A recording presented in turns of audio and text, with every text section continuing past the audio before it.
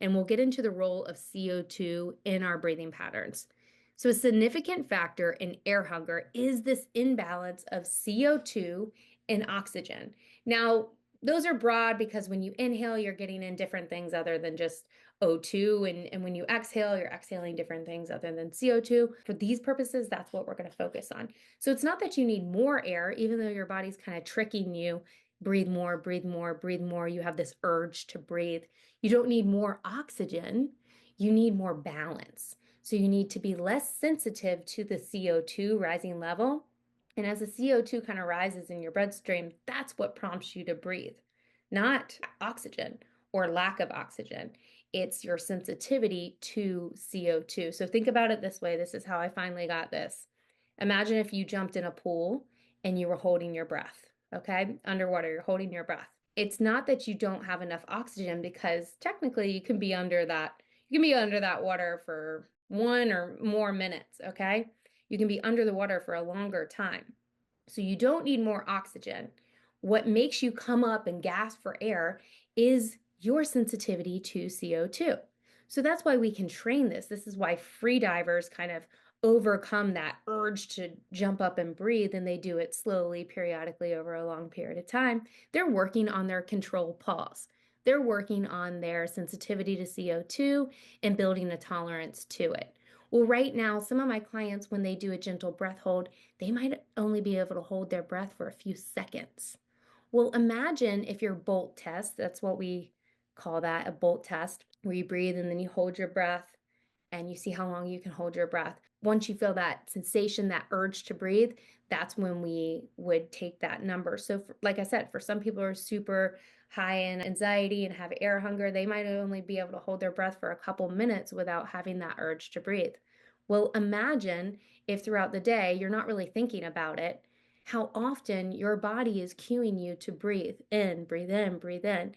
And it's this increase in inhalation pattern that's stimulating the nervous system, because on your inhale, when you breathe in, it is naturally going to raise your heart rate. It's going to stimulate the nervous system just a little bit.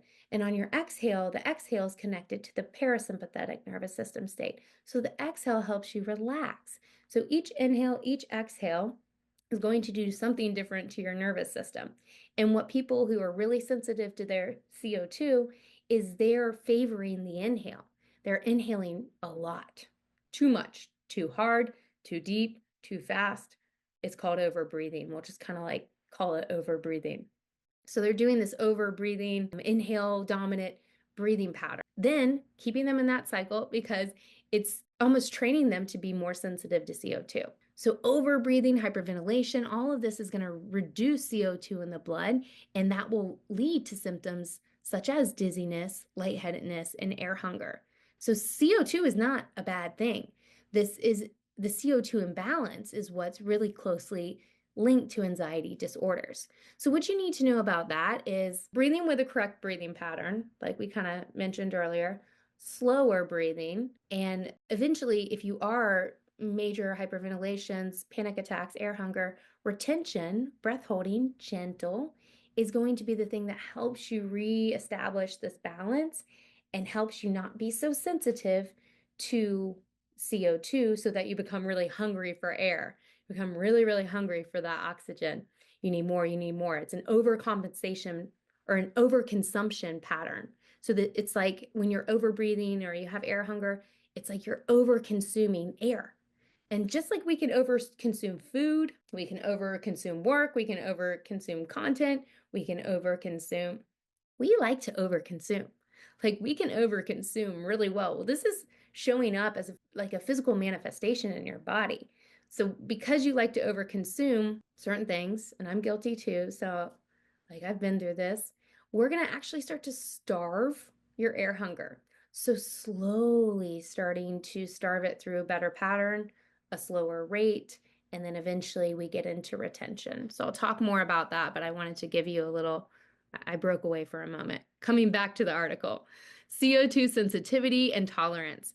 Researchers from institutions like Cleveland Clinic emphasize CO2's role in regulating breathing. When CO2 levels drop due to overbreathing, the brain mistakenly signals a need for more air, prompting faster breathing, even when oxygen levels are adequate. That's why so many of my clients, myself included, are like, we went to the ER, we went to the doctor. My O2 saturation is, 90, 98, 99, 100. Well, that's not what we're looking at. Improving CO2 tolerance, which is very hard to measure. And like I said, we use the Bolt test.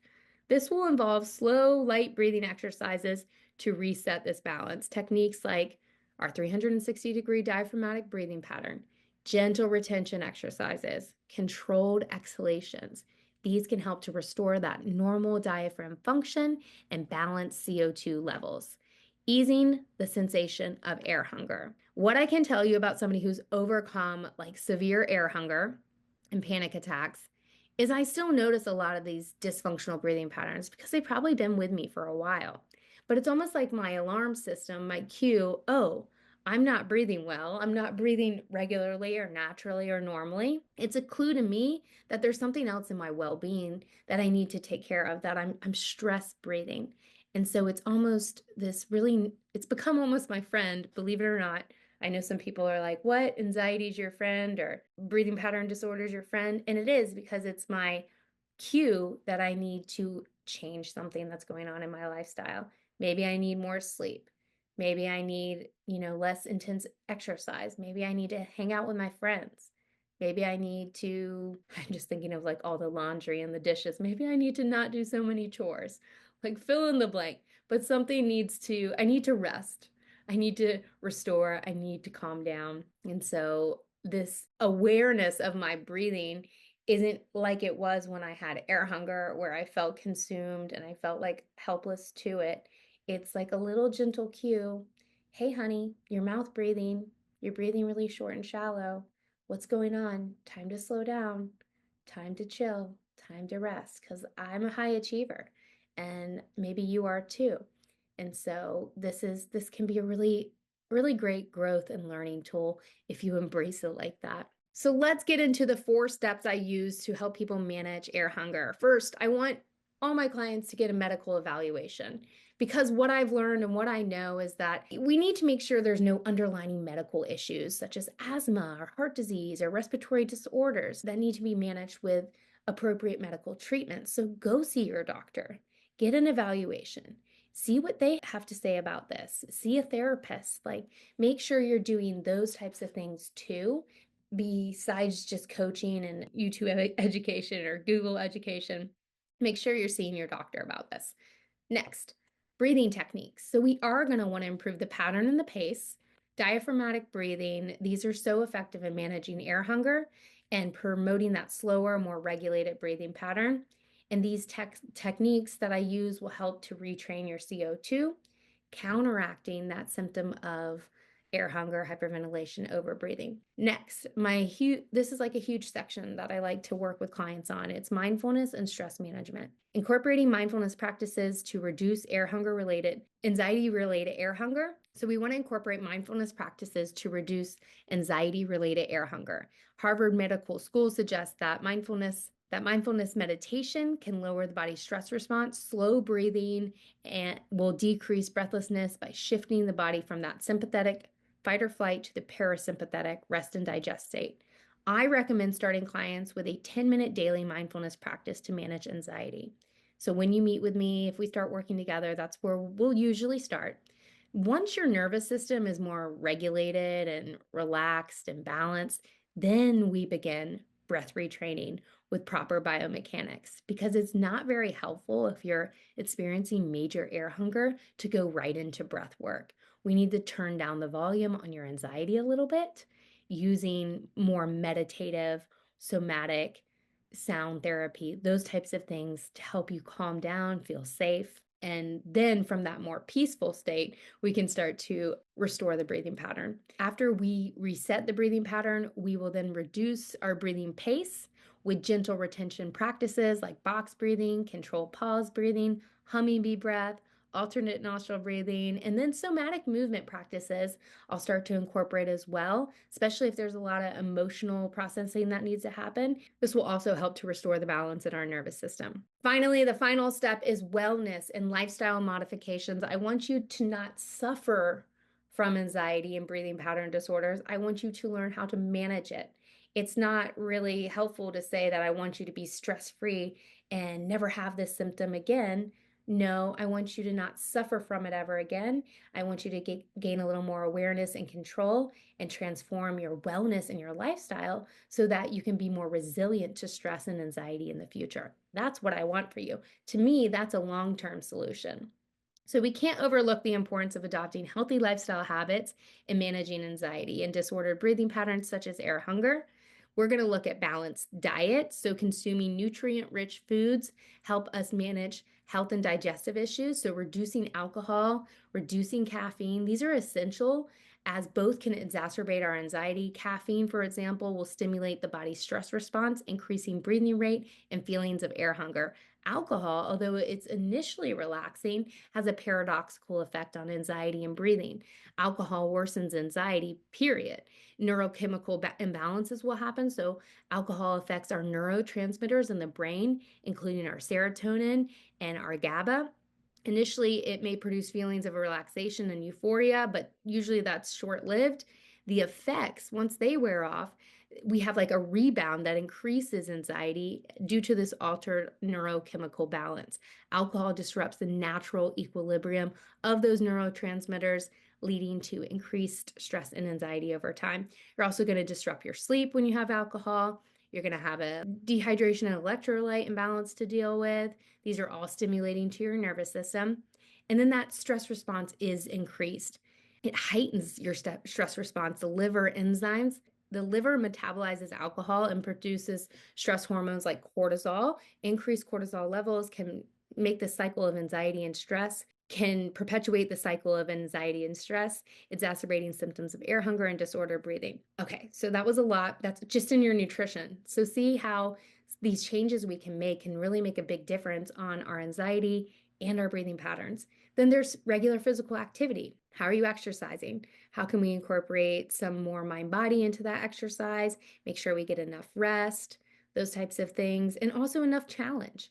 Adequate hydration, I mentioned that. Sleep, I mentioned that. Social well-being, building strong social connections and fostering healthy relationships help us overcome air hunger and anxiety because having a supportive social network reduces stress and anxiety. It stabilizes. We co-regulate with people, so it can stabilize our breathing pattern. A lot of times when people are anxious, the world just kind of shrinks and shrinks and shrinks because they're avoiding everything that causes fear and anxiety. And so we got to get back out there and get social, engage in meaningful conversations, maintain those supportive communities, reduce our stress and anxiety. It calms the nervous system. Emotional well-being, emotional health, I have found is so crucial in overcoming air hunger. Managing stress and cultivating resilience can reduce the psychological factors that are contributing to our air hunger. So it is a mind-body thing. And by the way, the mind, the brain is in the body. So it was never disconnected. Although we kind of talk about it like it is, they're not disconnected.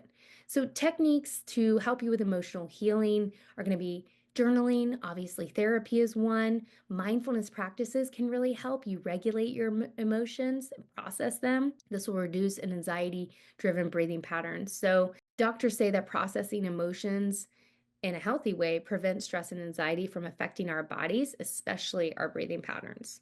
So doctors know this, mental health counselors know this, but we also have to understand our emotions, name them to tame them, and regularly be processing them. Finally, those are just a few things in your well-being that we're gonna look at, but we're gonna address you as a whole being. So this is holistic wellness, looking at all dimensions of you, your emotional health, your environmental health, your financial health, intellectual, occupational, physical, social, spiritual. All of this makes a big impact if you're trying to manage stress and anxiety and become more resilient to it. So working on your holistic well-being as a whole, all of you, not just your physical health, this will create balance that's crucial for getting you out of air hunger. I know that's what you want. So that's it. That's it for this very long, informative reading of a blog post I created for air hunger. Your next steps for you, I am a coach who has conquered, I feel like, anxiety, panic attack, and air hunger with my own breathing and wellness techniques. I've been in this industry for 18 years and use my background in physiology, wellness coaching, yoga, breath work, all the things that I am very fascinated with and passionate about. I've used them to help myself, and now I've helped hundreds of clients deal with anxiety and breathing pattern disorders. I have a 60-day private coaching program, and this is going to help you breathe well and live well. So it's called Breathe Well, Live Well. It's a private coaching program. It merges breath retraining and holistic wellness strategies to help you manage air hunger and stress effectively. It's not just about taking a big deep breath. It's all about learning how to breathe well in a way that rebalances your nervous system and supports your overall health. Understanding how disordered breathing affects your CO2, understanding how your dysfunctional breathing patterns will heighten anxiety and worsen panic attacks. This is really important. And I don't want you to worry about this. Like I said earlier, breathing is a learned behavior and we can relearn it.